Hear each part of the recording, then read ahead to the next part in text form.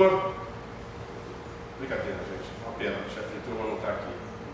Estou com saudade de vocês, pessoal.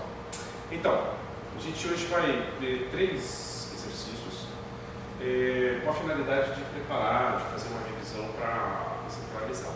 Né? Vai ser um pouquinho rápido, não vai demorar muito, mas vamos colocar algumas ideias para que vocês possam se preparar para a centralizada. E se alguém depois tiver uma dúvida, por favor, mande um e-mail por aqueles e-mails que nós temos lá no nosso canal. Vamos para o primeiro exercício. Então, vamos ver aqui a reportagem. Eu coloquei algumas coisas com alguns textos longos, né? Então, uma reportagem que saiu na revista Veja. Vamos à leitura aí. Então, o Brasil termina o Parapan de Lima com a melhor campanha da história. O Brasil encerrou neste domingo, dia 1º, sua participação nos Jogos Pan-Americanos de Lima, no Peru, com a melhor campanha da história do evento. Com a última medalha de ouro conquistada por Lauro Chamán no ciclismo de estrada, o Brasil superou o recorde anterior que pertencia ao time do México, que na edição de 99, na capital mexicana, conseguiu 307 medalhas e 121 de ouro. O destaque da campanha brasileira foi o nadador pernambucano, gente nossa, o Felipe Rodrigues, que conquistou 8 pódios, sendo 7 medalhas de ouro e 1 de prata. Então, até agora, o exercício traz algumas informações que podem ser ou não relevantes para a solução do problema. Continuando, no quadro de medalhas abaixo, vai ver no próximo slide, aqui está a imagem do nosso nadador pernambucano, né, que foi excelente aí na competição. Algumas informações do quadro foram apagadas e substituídas por umas bolinhas. Sabendo que o número de medalhas de ouro conquistada pelos americanos é igual ao número de medalhas de prata conquistadas pelos mexicanos, então eu acho que isso pode ser uma informação relevante. Como a gente está mexendo no slide, eu vou anotar isso aqui ao lado. Então, medalhas de prata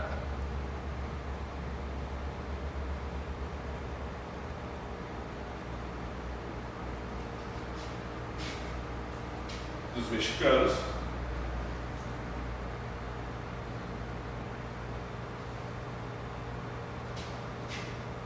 é igual à quantidade de medalhas de ouro dos americanos.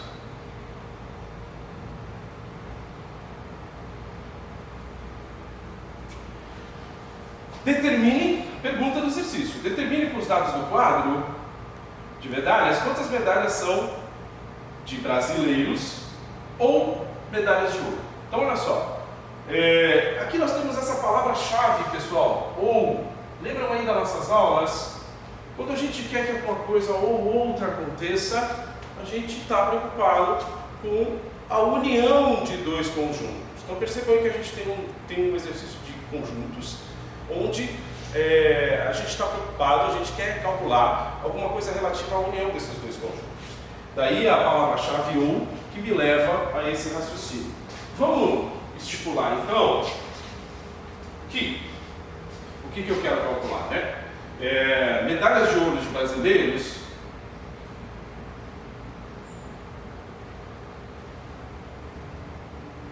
vou chamar isso aqui da parte 1 do problema, parte 2 do problema. Medalhas de ouro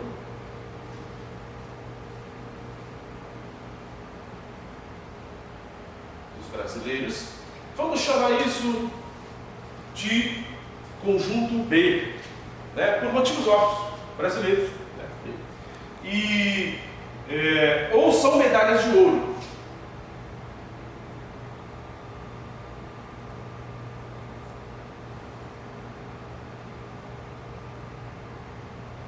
Vamos chamar de óbvio.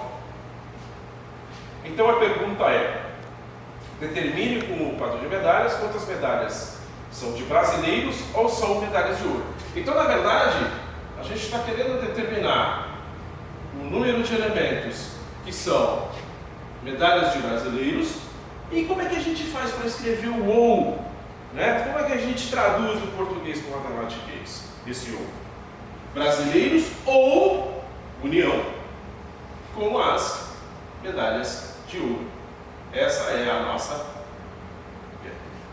Eu copiei aqui aquele texto que era determinante anteriormente, era só uma cópia, né? Ó, o número de medalhas de ouro conquistadas pelos americanos é o número de medalhas de ouro conquistadas, de prata conquistadas pelos mexicanos, que foi a informação que eu coloquei no item 1.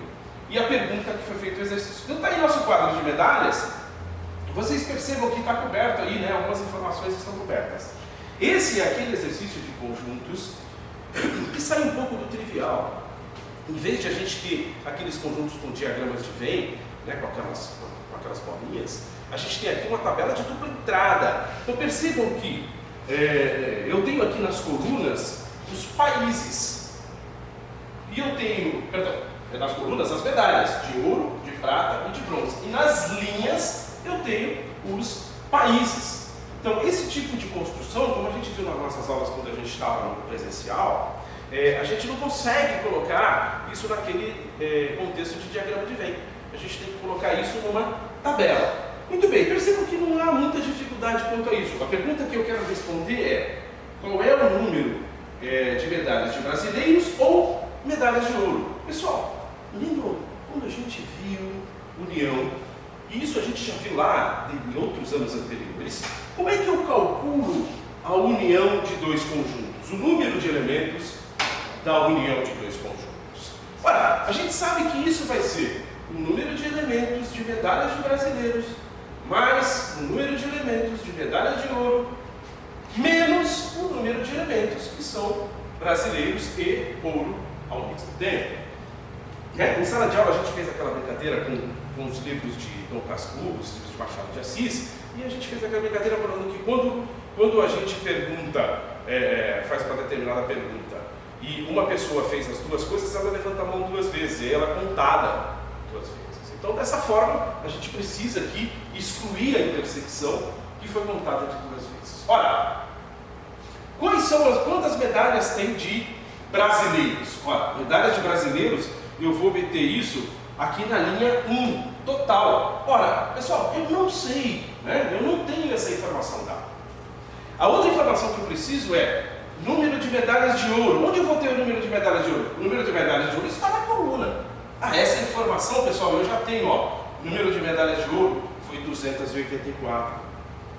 Agora, a terceira informação que eu preciso: quantos elementos desse quadro são brasileiros e medalhas de brasileiros e de ouro ao mesmo tempo? Ora, brasileiro e medalha de ouro são 124. Poxa, legal, só me falta uma informação. Então, eu preciso manipular essa tabela para descobrir quem é essa quantidade, que é a única que está me faltando para que eu possa responder a pergunta que foi feita. Muito bem, vamos observar essa tabela. Olha só, dá para calcular direto aqui essa informação com as informações que eu tenho no quadro?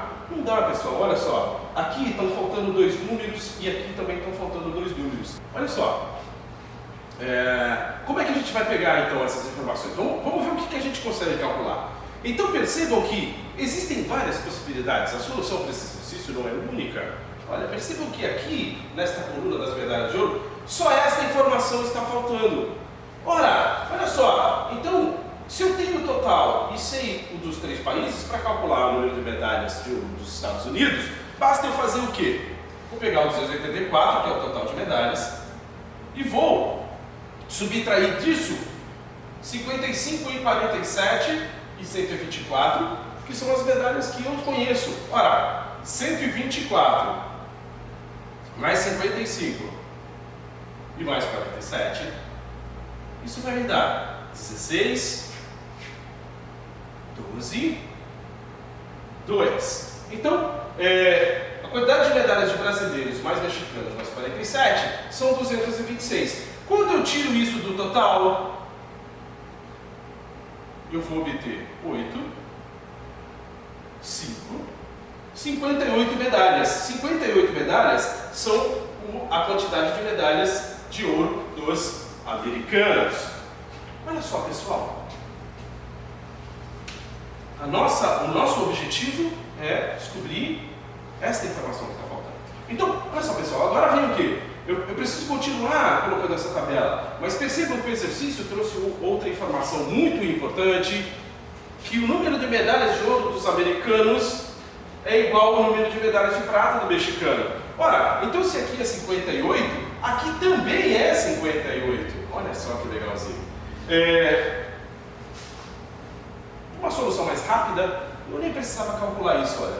Por quê? Porque agora, basta que eu calcule o total de medalhas dos americanos, eu vou ter as medalhas dos americanos, dos mexicanos, dos colombianos, e aí eu consigo descobrir a informação que está faltando. E é dessa forma que eu vou fazer. Tá? Então, vamos lá. Vamos calcular o total de medalhas dos americanos. Ouro, prata, bronze. Então, é 58, 62, 65, 10, 15, 6 vezes 3, 18, 185 medalhas foram conquistadas pelos americanos. Então olha só que legal, agora basta a gente fazer o mesmo raciocínio que eu fiz para a coluna 1, vou fazer agora para a coluna do total de medalhas e vou descobrir então quantas são as medalhas dos brasileiros. 784 menos esses três números, 185 medalhas dos americanos, 158 medalhas dos mexicanos, 133 medalhas dos colombianos. Então 13, 16, 9, 14, 17, 476. Ora, quando eu subtraio isso do total de medalhas, 8, 0, 8, 0, 3, eu tenho o total de medalhas dos brasileiros, que era a última informação que me faltava. Muito bem, então agora a gente pode voltar aqui, né, para o item 3, já que a gente tem todas as informações, e calcular aquilo que está faltando. Vamos a isso. Então, pessoal, o número de medalhas conquistadas por brasileiros ou são medalhas de ouro é número de medalhas de brasileiros, acabamos de calcular, são 308. Número de medalhas de ouro, ora, o número de medalhas de ouro está na primeira coluna, já era dado, 284. E agora, subtrair disso o que foi contado duas vezes. Brasileiro e medalha de ouro, 124. Então, o número de medalhas de brasileiros ou medalhas de ouro será 280 menos 124. Vou fazer isso de cabeça mesmo, né, pessoal? Isso vai dar 160, né? E agora? 308 mais 160, 468. Olha só, show de bola, facinho, uma beleza, né, pessoal? Pessoal, então, a gente acabou de ver, então, aqui no exercício de teoria dos conjuntos com o número de elementos de uma união de dois conjuntos. Eu agora tenho um segundo exercício que a gente vai para a parte de análise combinatória. Esse exercício, ele estava, um exercício muito parecido com esse, estava na nossa área do ano passado. Então, um exercício que eu procurei remodelar para a gente conseguir colocar a maior quantidade de informações possíveis de análise combinatória. Então, vamos lá, pessoal. Olha só, o exercício, como vocês sabem que eu gosto, o exercício tem que ser contextualizado. A gente tem que ter uma historinha para contar, né? Não adianta a gente fazer conta aí para nada. Vamos ao texto. Geralmente os textos são um pouquinho longos, então prestem atenção. Vamos lá. Um grupo de combate é uma unidade tática básica do combate de infantaria do exército. Tem por finalidade localizar, cerrar sobre o fogo inimigo e destruí-lo pelo fogo em movimento, repelir o seu ataque pelo fogo e combate aproximado. Na infantaria da marinha e do exército, 3 grupos de combate mais um grupo de apoio de fogo formam um pelotão. Um pelotão de fuzileiros, que também é usado em regimentos de cavalaria blindados do exército, mas nestes são denominados como esquadrão de fuzileiros. O grupo de combate é composto por 9 combatentes. Olha os números começando a aparecer. Então, beleza, 9 combatentes. Um terceiro sargento, que é seu comandante, 2 esquadras e 4 combatentes cada. Ou seja, tem um sargento comandante e 2 esquadras, cada uma com 4 elementos.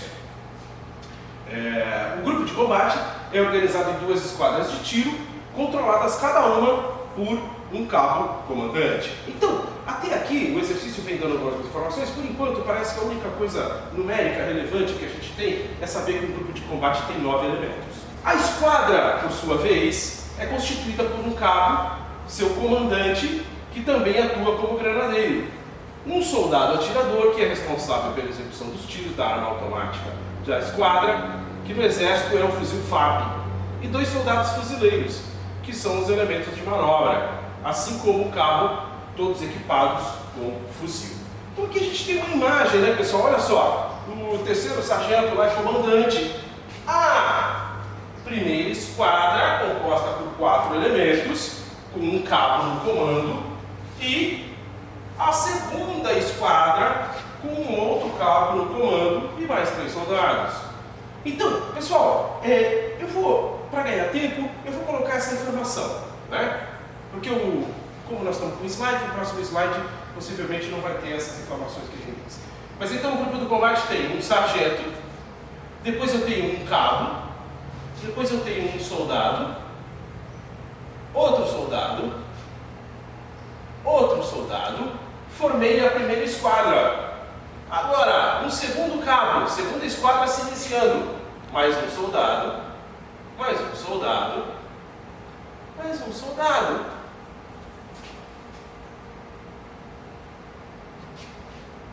Primeira esquadra, segunda esquadra. Então aquela informação que a gente tinha no slide anterior já também está garantida aqui, ó. 9 elementos. Suponha que na formatura do CMR, é o nosso caso, haverá um grupamento de alunos do segundo ano, formados como um grupo de combate. Ou seja, a gente vai ter uma formatura que a gente vai colocar essa estrutura da formatura com 9 elementos, só que são 9 alunos representando um grupo de combate. O terceiro sargento, que é o comandante, será escolhido entre 5 alunos da 201. Então nós temos o sargento, 5 alunos da 201. O cabo comandante da primeira esquadra e o cabo comandante da segunda esquadra serão escolhidos entre um de 6 alunos voluntários da 202 e da 203. Os 3 soldados da primeira esquadra, então, o que nós temos agora? Nós temos que o sargento vai vir de 5 alunos da 201. Nós temos que o cabo da primeira esquadra e o cabo da segunda esquadra, 6 alunos da 202, 203.